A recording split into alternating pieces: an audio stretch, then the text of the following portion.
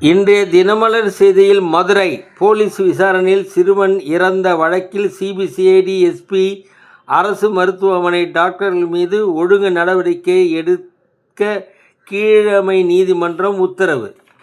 இந்த உத்தரவை உயர்நீதிமன்ற மதுரை கிளை ரத்து செய்துள்ளது.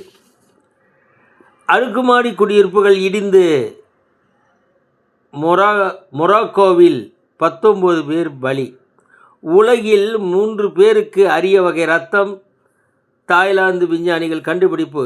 ஒன்று, உலக மக்கள் தொகையில் 7% பேருக்கு ஓ நெகட்டிவ். 2வது, தங்க ரத்தம் என்று சொல்லப்படும் RH0 என்ற இரத்த வகை 50 பேருக்கு மட்டுமே உள்ளது.